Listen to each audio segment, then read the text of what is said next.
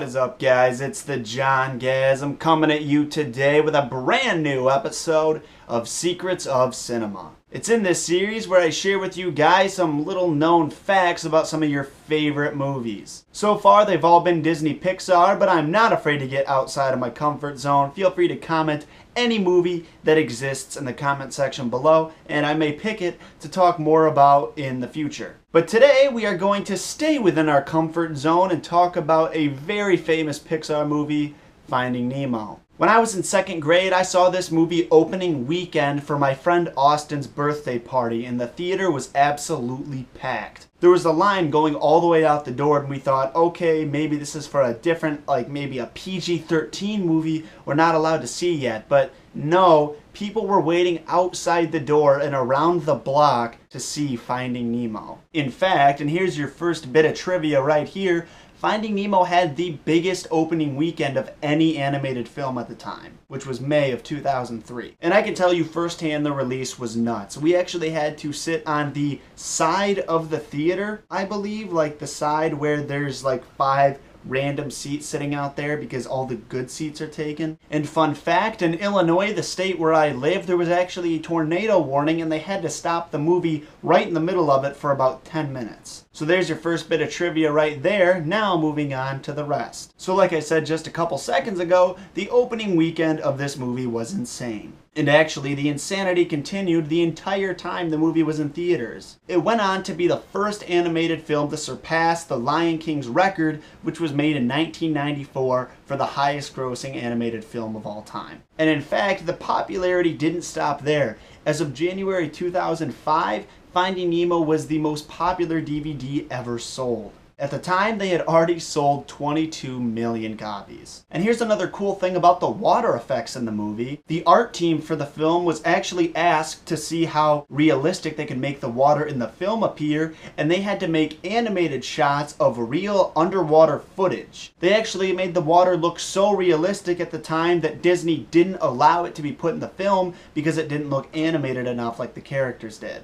Another cool thing about the movie is that the role of Dory was actually written specifically for Ellen DeGeneres and was the first role ever to be written specifically for Ellen DeGeneres. And you know the great white shark named Bruce? Of course you do. Bruce was an awesome character. And fun fact right here, Bruce was actually named Bruce because that was the nickname for the model shark they used for the Jaws movie. And those models were actually named after Steven Spielberg's lawyer. And you know the character Crush, the sea turtle, who kind of seemed like he was pretty stoned or mellowed out throughout the whole movie? Well, the director of the movie, Andrew Stanton, actually did all of Crush's lines, and he recorded them while laying on the couch in his office. Now, I also want to say the reason that he was laying on the couch when he was recording his scenes isn't because he's a lazy voice actor. It's actually because he was originally only supposed to do the voice for the rough cut of the movie before it was actually finished. However, his voice seemed so popular in the test screenings that they just decided to keep it and they didn't have to re-record any lines that way. So you guys may not remember, the past couple Pixar movies I've talked about, I mentioned that the A113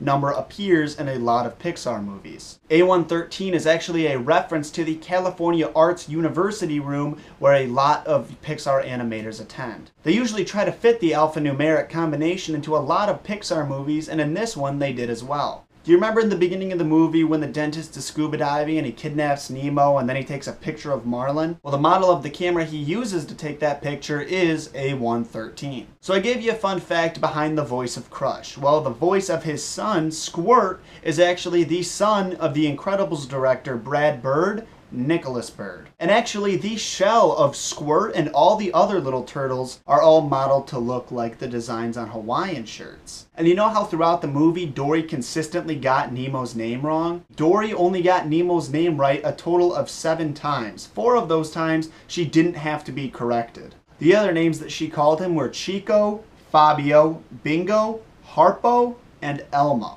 Something else that I thought was pretty funny because I actually saw this kind of being explained on the Disney Channel when I was younger. To design the expressions of the fish in the movie, the animators studied the expressions of dogs and modeled the fish's faces after that. And one final fact before I go, because I just think it's kind of funny, Do you remember the joke that Marlin tells about the sea anemone and the mollusk and a bunch of weird things like that he can never get right? He's only trying to tell the joke because he's a clownfish and he's supposed to be funny. But of course he messes the joke up 100 times, then everybody loses interest, and then in the end of the movie, he finally gets the joke right. Well, apparently the guy who voiced Marlin, Albert Brooks, spent an entire day in the recording studio improvising badly told versions of that joke. He spent several hours recording it, and not 2 takes of the joke ever came out the same. And that was my final fact for you guys. I hope you enjoyed everything that I shared with you guys today. Make sure you let me know by rating, by commenting, and by subscribing. As usual, I will have a link to more fun facts in the description below. And when you're done looking at those, feel free to follow me on Twitter, Instagram, like my Facebook fan page. Do all that social networking stuff because I want to have more followers than all of my friends. But that's all I've got for you guys today.